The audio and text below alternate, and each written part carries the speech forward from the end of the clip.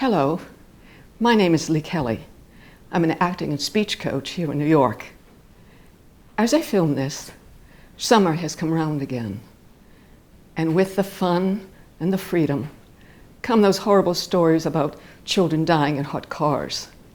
I understand that there have been 800 children lost since 1998. 800. Surely something can be done to save some of them, most of them maybe. I believe there is.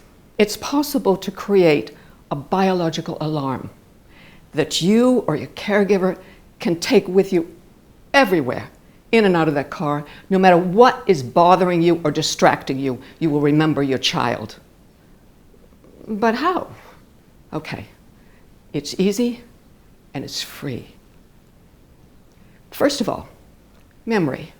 Well, actors will learn a line not from memorizing every word, or even memorizing groups as we were supposed to be taught in first grade. No, what they have to learn to do is to create a series of pictures, depending upon what the line says about a person, a place, a thing, an action, whatever it is. And so therefore, a 14-word line might only have 3 or 4 pictures, which they'll run in their head and that will sum up the words. Very good, very easy. A second way is to take a physical movement to connect to the line. And when the body makes the movement, the line will be summoned. Great, so we've got the 2 parts of memory. Now, about the brain. Well, that's easy too. What's this? It's your forehead. Well, that's what we call it. To science and medicine, it's the prefrontal lobes or the prefrontal cortex. No. To the actor, this is the screen of inner vision. And that's where the picture of your baby is going to pop to remind you it's in that car. Well, okay, we've got 3 parts now. We've got, a picture. And that's easy because all you need is your baby's face. Boy, that's an easy one. And we've got a movement. So we've got to pick that movement. Now you've got to pick the last thing you do as you get out of that car. What's the very last thing you do? And it has to be a strong movement, not a simple thing like turning a key or everything. I'm going to suggest that the last thing you do and what you should use, if you're physically capable, if there are physical problems, learn something else, but simply to open the door. You have to grasp the handle and you have to push. You're using about the upper left quadrant of your body to do this. So you've got a big body movement and you've got resistance. That's a nice strong movement to connect, okay? So now we've got the baby's picture, we've got the strong movement of opening the car door. We now know in the brain, the forehead, where the baby's picture is going to pop. So we need the connector. We need what's going to make all this work. They seem a bit disparate there. Okay. It's something wonderful, almost magical, a part of your brain called the reticular formation. Oh, it'll be on the screen. Don't worry about remembering how to say it or even spell it or anything. Just remember what it is, where it is, what it does. It's actually located right here. Right in the back of your brain, base of your brain, that sits on top of your spinal column. It has a very important job, actually a series of them.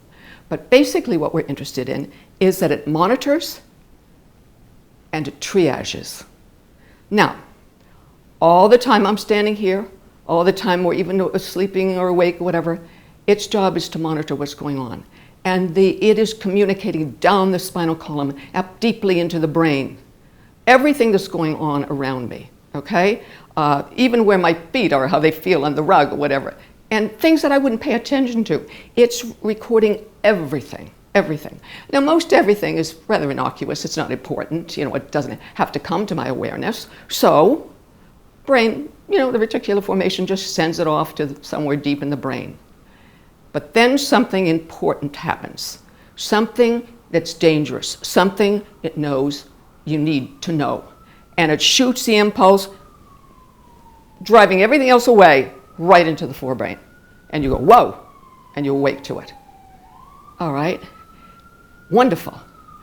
Well, the good thing about the reticular formation, well, there are many actually, it's a magical thing, is to know that you can train it. You can tell it what you want to remember, something that's always a problem or something that's important to you. And no matter what you're doing, how you're feeling, you've got to know this. It's ready to do it. Again, the connection is very, very simple. First of all right, you can do this now, preferably seated in the car, at first especially. You can do it in a chair at home, right? And you can just imagine it. It's best to do it, especially at first, in the car. And you're going to sit there, thinking you've just shut off the keys or whatever. And then you're going to grasp the handle, and you're going to open the door. And as you do, you're going to tap your forehead and summon up that baby's picture. And you're going to relax. And you're going to do it again, right? And you're going to do it again. And you're going to do it again. How many times? That's up to you. And don't do it for an hour, you'll hurt your arm, and no. Just do it a few times, a number of times in a given day, and until it takes root.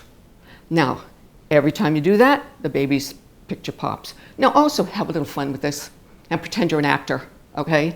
So it's not good just to be sitting there calmly and just doing this. No, you're going to be frustrated. So pick something that's, it's a sweltering hot day, or you're exhausted, and imagine that, bring that up, and then do this. Your reticular formation will say, even when she's like that, I have to know.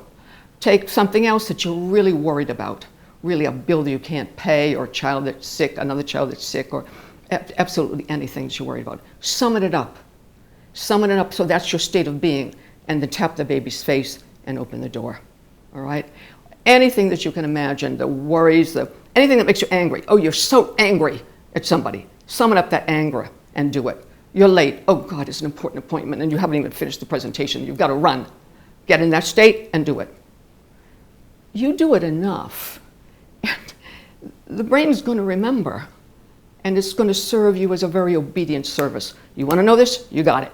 And do it until it works, because everyone says, well, how many times? It's so individual like anything else. But there are times also that you might be doing it, it's working, and you have to refresh it, all right?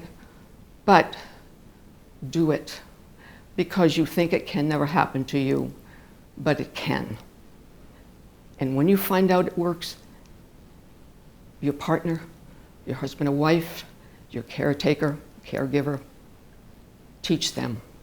And please, if it works, share this. Let's save some babies' lives. Thanks for watching.